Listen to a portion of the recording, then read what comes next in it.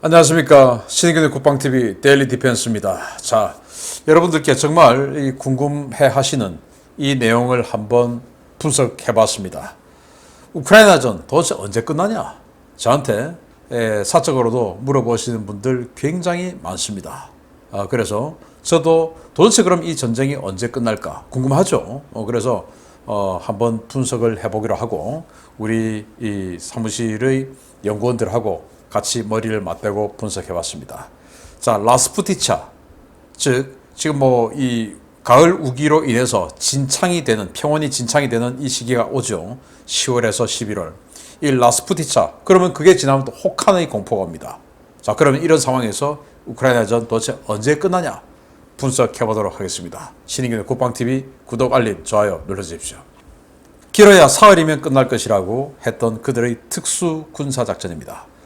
2022년 2월 24일 국방부 대변인이 이렇게 발표를 하면서 스페셜 밀리터리 오퍼레이션이 시작되었다라고 했죠. 그래서 정말 사흘 만에 끝날 줄 알았습니다.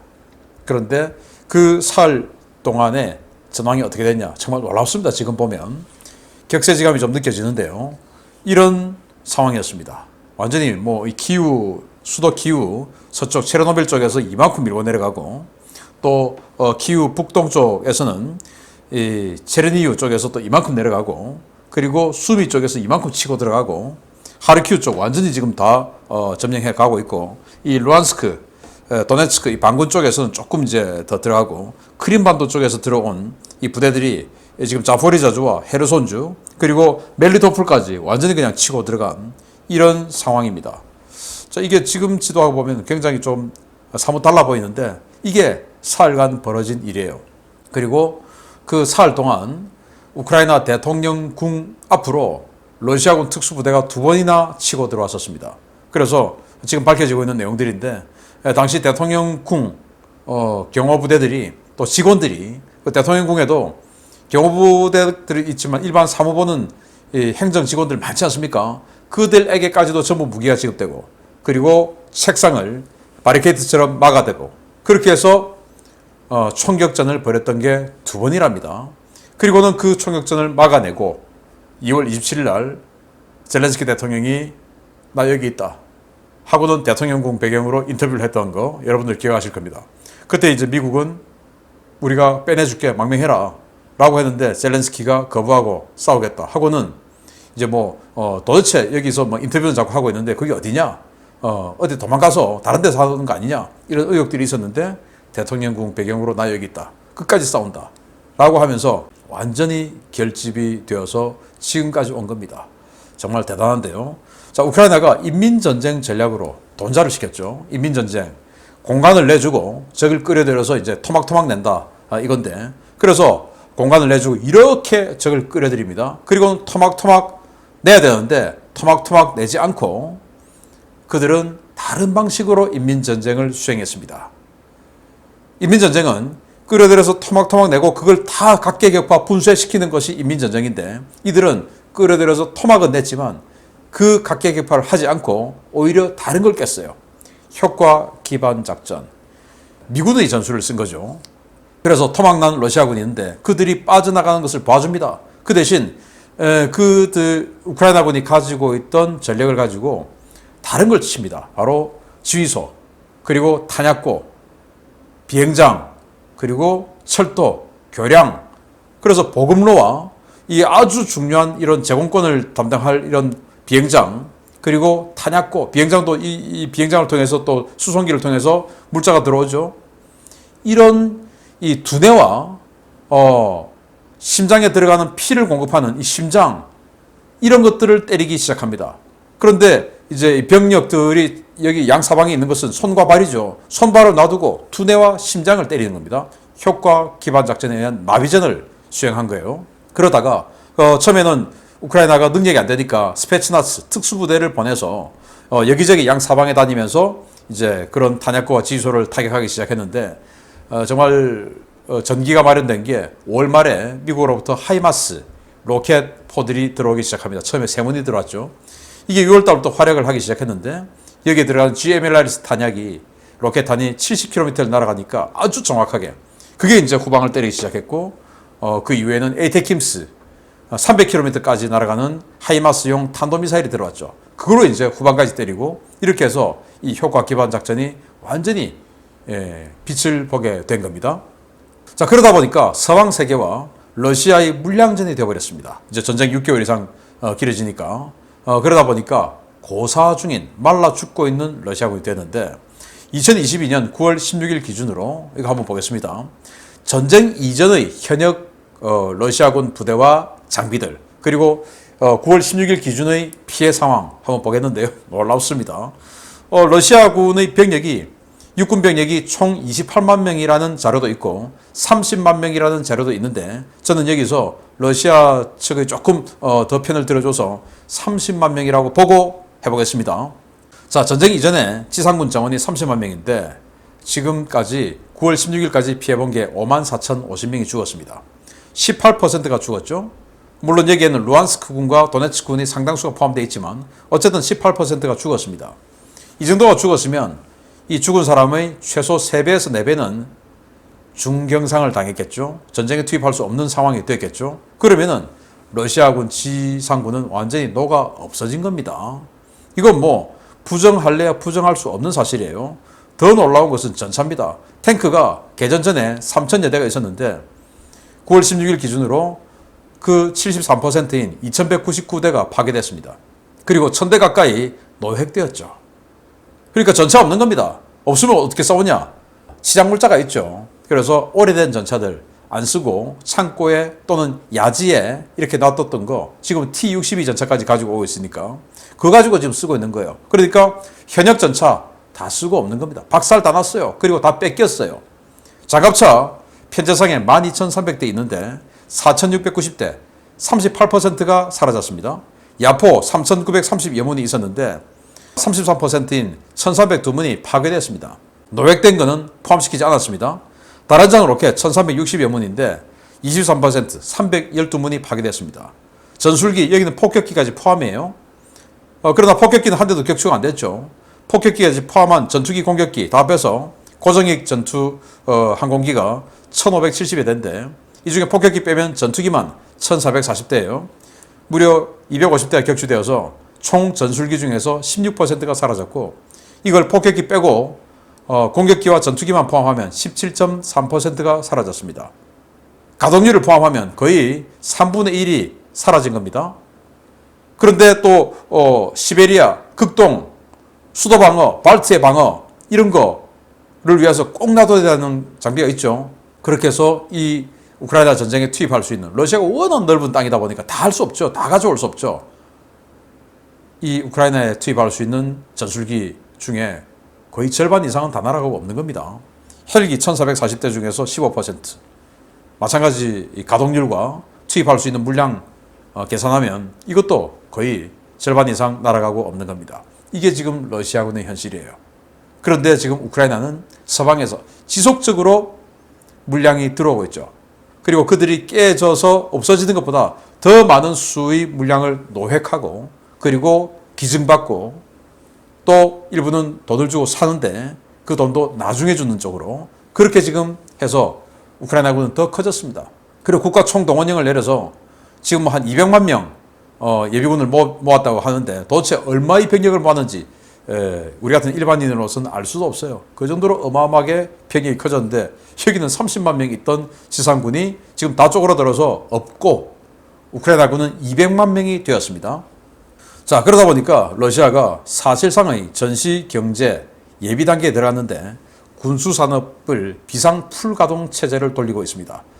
푸틴의 명령에 따라서 완전히 24시간 다 돌려 라는 명령이 들어갔는데 9월 15일 블룸버그가 보도를 했는데 보겠습니다. 블라디미르 푸틴 러시아 대통령이 지난 7월 군수품 생산과 군수품 생산 공장 추가 근무 강제 법안에 서명하면서 군수 산업이 활성화된 여파로 지난 몇 달간 러시아의 공업 생산 수치는 의심스러울 만큼 높아졌다. 7월 데이터는 군수 산업에 대한 국가의 강제 명령에 따라 이루어진 생산 증가가 러시아 제조업 전체를 뒷받침하고 있다는 것을 보여주고 있는데 특히 포탄과 탄약 등 금속 완제품은 전년 동기 대비 30% 이상 생산량이 늘었다. 군수 산업을 통한 일시적 경기 부양 효과는 오래가지 못할 것이다. 독일 국제안보연구소는 올 상반기 러시아의 국방비 지출이 전년 동기 대비 200억 달러 증가한 것으로 평가하고 있다. 현재 러시아는 서방 측 제재로 주수입원인 에너지를 중국 등에 헐값에 팔고 있는데 전쟁이 장기적인 소모전 양상으로 간다면 러시아가 군수 산업을 돌리는데 필요한 재원을 원활히 확보하기 어려워질 것이다. 자, 일부 인사들은 지금 러시아 경기가 이렇게 지금 경제가 화랑인데 무슨 소리냐라고 하는데 이게 흑자부도 상황이죠. 전시경제 체제를 돌리니까 지금 무기 뭐 이런 이 군수공장을 마구마구 돌리니까 여기에 납품하는 하청업체들이 있죠. 그렇게 해서 뭔가가 돌아가는 것 같아요. 그런데 경제라고 하는 것은 이 투자를 이렇게 해서 생산품을 만들면 최종적으로 판매를 하고 그것이 수입이 되어서 들어와야 되는데 이거 지금 최종적으로 어디 갑니까? 그냥 쏘아서 없애버리는 겁니다.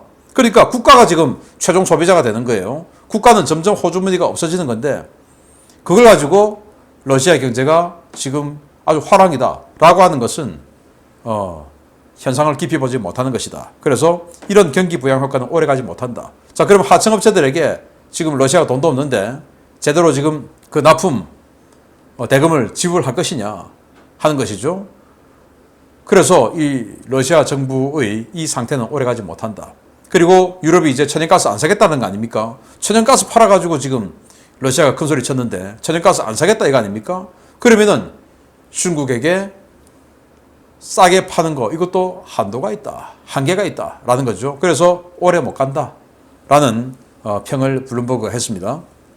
자, 그래서 러시아는 사실상 동원령 전 단계에 들어갔는데 75년 만에 부활한 형벌대대죠. 이 바그너 그룹의 최고 수장인 프리고진이 교도소마다 순회하면서 야 니들 죄 사면 다 해줄 테니까 우리한테 입대해. 그런데 생존은 보장을 못해. 그렇지만은 전쟁 끝날 때까지 살아있으면 사면해줄게 라고 지금 하고 다니고 있어요. 9월 15일 날 러시아 교도관이 동영상 찍어서 올린 내용이죠. 푸틴의 요리사 예브가니 프리고진이 전국 교도소를 돌며 바그너 그룹 모병을 위한 연설을 하고 있다. 그는 살아서 돌아오면 사면과 큰 돈이 주어질 것이라며 재소자들에게 5분의 시간을 주고 지원자를 데려가고 그 다음 교도소로 가고 있다. 자, 지금 뭐 모자이크를 했습니다. 교도소 사진이라서. 자, 이런 식으로 하는데 그런데 국가 총동원령은 또 못 내려요. 왜냐? 선거해야 되니까 국가 총동원령 내리면 아니 이런 것 때문에 도대체 우리가 우크라이나 적을 먹어서 뭐 하는데 우리가 뭐 통일 지금 대한민국의 이 염원인 통일하고 여기 또 다르죠. 그러니까 지지를 못 받는 겁니다. 총동원령을 내리면. 그래서 울며 겨자 먹기로 총동원령 못 내리고 이런 짓을 하고 있죠. 그러다 보니까 그들의 내구력은 완전히 다 달아가고 없는데 그럼에도 불구하고 푸틴 대통령은 지금 완전히 군수 산업에 있어서는 국가 총력전 체제로 들어가라고 이미 명령을 내렸고 그렇게 해서 돌리고 있고 이란에게 뭐 이런 무인기 같은 거 대량으로 들어오고 북한에게 탄약, 병력 지금 모으고 있죠. 그렇게 해서 원기옥을 모으고 있습니다.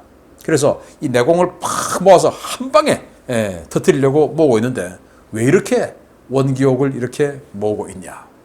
이거 모아서 뭐 하냐? 라는 것이죠. 바로 이 전선 상황이 아주 절망적이지만 푸틴은 이 라스푸티차를 믿고 원기옥을 모으고 있다. 라는 거죠. 라스푸티차가 뭐냐? 러시아와 우크라이나, 벨라루스 일대에 3월과 4월 그리고 10월과 11월에 찾아오는 우기에 나타나는 현상입니다. 연일 계속되는 강우로 대지가 갯벌처럼 변해 포장도로가 아닌 일반 야지는 궤도 차량도 움직일 수 없는 진탕으로 변해서 군 병력의 이동이 불가능합니다. 이번 전쟁 초기 러시아군의 초기 공세를 둔화시킨 가장 큰 요소 중에 하나로 꼽힙니다. 그래서 3, 4월 라스푸티차가 최악의 라스푸티차죠. 왜냐 겨울에 얼었던 땅이 녹고 있는 데다가 비가 와가지고 완전히 그냥 최악의 라스푸티차. 그리고 10월에서 11월은 그냥 비가 많이 와서 이 마른 땅을 진창으로 만든 이제 이런 상황인데 워낙 평원 지역이다 보니까 이렇게 해서 이런 라스푸티차가 오면 궤도 차량, 탱크나 이런 것들도 들어가면 빠져가지고 나오지를 못한다. 그래서 러시아 탱크, 장갑차 보면 뒤에 통나무 한 개씩 가지고 다니잖아요. 이제 라스푸티차에서 진창에 들어가면 그거 하나씩 괴고 혼자 아니고 또 다른 동료도 있으니까 거기 있는 것도 괴고 해가지고 빠져나오고 하려고 통나무들 다 갖고 다녀요. 그 정도로 무서운 게 라스푸티차인데 이 라스푸티차가 오면 우크라이나군이 지금 공세를 펴고 있는 게 약해질 것이다. 3, 4월에 러시아군이 우크라이나를 때릴 때 이 라스푸티차 때문에 주춤했는데 반대로 이제는 우크라이나가 공격을 해가고 있으니까 우크라이나가 주춤할 것이다. 이때 우리는 제기를 도모해야 된다. 이건 겁니다. 자, 그래서 도네츠크, 루안스크, 그리고 이 헤르손 이렇게 해서 내줄 거 내주고 이런 식으로 이 전선을 길게 펴서 지금 꼬불꼬불하게 되어 있는 이 전선을 꼬불꼬불하면 방어선이 계속 길어지죠. 이걸 일자로 쭉 펴서 전선을 최대한 짧게 만들고 그렇게 해서 내줄 거 내주고 이런 식으로 전선을 짜서 라스푸티차를 넘기자. 라스푸티차가 되면 못 온다. 그래서 포장도로밖에 이용을 못하니까 그 포장도로에 화력을 집중시키면 우크라이나군이 들어오지 못하고 지금은 우크라이나군의 포병 사정거리가 훨씬 더 길죠. 하이마스 이런 거 70km씩 날리니까.